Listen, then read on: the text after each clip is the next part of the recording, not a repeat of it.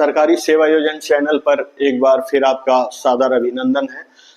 अब आज हम लोग बात करने जा रहे हैं एक ऐसी वैकेंसी की जो आपके जनपद से निकली हुई है और ये भर्ती कंप्यूटर ऑपरेटर की है।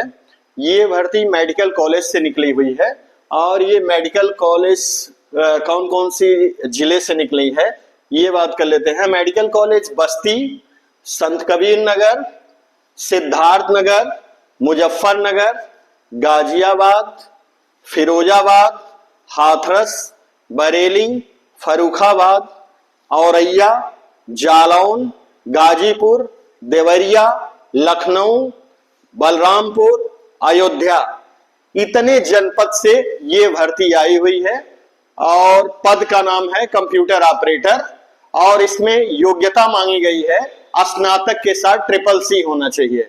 अगर आप स्नातक के साथ CCC आपने किया है तो आप आवेदन कर सकते हैं।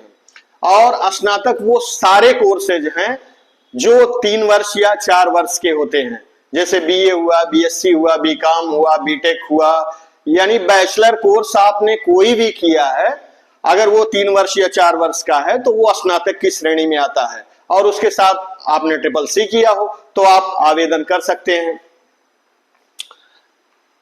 इसमें वेतन है 17,466 रुपया पर मंथ।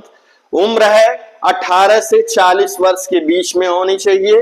कुल पद है 17 और जो आउटसोर्सिंग एजेंसी है जिसके माध्यम से ये भर्ती होनी है वो आरजू मर्दू प्राइवेट लिमिटेड है। इसके माध्यम से ये आउटसोर्सिंग भर्ती की जाएगी।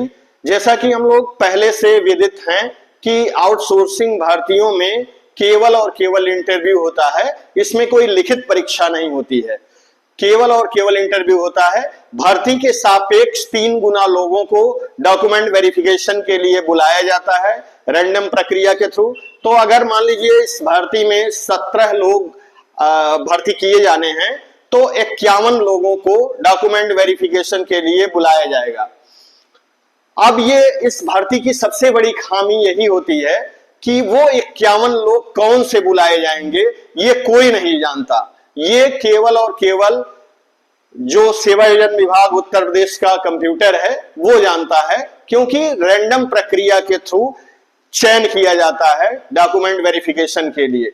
अब इसको आप इस प्रकार समझ सकते हैं कि जैसे किसी डिब्बे में 51 पर्ची रख दी गई हो और किसी व्यक्ति से कहा गया हो कि इसमें से आप पर्चियों को निकालिए। अब वो व्यक्ति कौन सी पर्ची निकालेगा उसको क्या पता, उसको नहीं पता है कि हम कौन सी पर्ची निकालेंगे। तो इस प्रकार से रैंडम प्रक्रिया की सबसे बड़ी खामी यही होती है कि उसमें कौन से लोग बुलाए जाएंगे ये किसी को नहीं पता रहता है। अब कई बच्चे ऐसे होते हैं जो शिकायत करते हैं कि हमने 10 फार्म भरा, हमने 15 फार्म भरा, हमको बुलाया नहीं गया, हम एक बार भी नहीं बुलाए गए। तो इससे क्या है कि जो अभ्यर्थी हैं वो फ्रस्ट्रेट होते हैं, कुंठित होते हैं।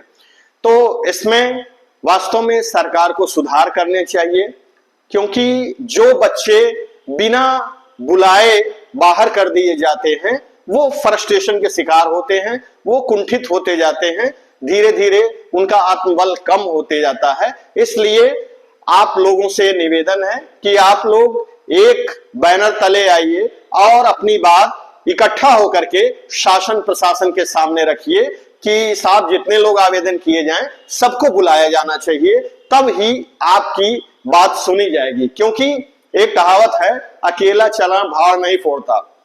जब तक आप लोग संयुक्त रूप से इकट्ठा होकर के शासन प्रशासन के पास अपनी बात नहीं ले जाएंगे तब तक सरकार इस भर्ती प्रक्रिया में सुधार नहीं लाएगी। इसलिए हमारा निवेदन है कि आप लोग इकट्ठा होकर के अपनी बात को शासन प्रशासन तक पहुंचाइए, जिससे इस भर्ती प्रक्रिया में सुधार लाया जा सके। और भर्तियों में हम लोगों ने देखा है कि जितने लोग आवेदन करते हैं सबको बुलाया जाता है।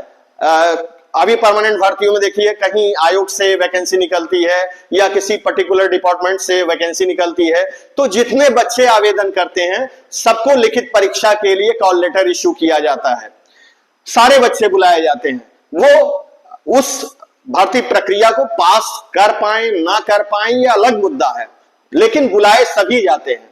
ठीक उसी प्रकार इस भर्ती प्रक्रिया में संशोधन होना चाहिए कि जितने बच्चे फॉर्म भरें सबको बुलाया जाना चाहिए, और ये तभी संभव है जब आप लोग इकट्ठा होकर के अपनी बात को शासन प्रशासन के सामने रखेंगे, तभी आपकी सुनवाई होगी। क्योंकि अगर एक दो लोग जाएंगे तो कोई सुनवाई नहीं होगी, लेकिन जब इकट्ठा होकर के शासन प्रशासन तक अपनी बात पहुंचाने का आप प्रयास करेंगे तब आपकी बात सुनी जाएगी। अगर हमारी बात से आप लोग सहमत हैं तो हमारे चैनल को लाइक करिए, सब्सक्राइब करिए और शेयर करिए, जिससे हमारी बात दूर दूर तक लोगों तक पहुंच सके और लोग इस भर्ती प्रक्रिया का लाभ ले सकें, इस पर्टिकुलर भर्ती का लाभ ले सकें। इसका फॉर्म भरने का जो लास्ट डेट है वो 14 तारीख है। 14 तारीख के पहले ही आप आवेदन कर दीजिए, जिससे सर्वर जाम होने से पहले आप फॉर्म भरने में सफल हो सकें।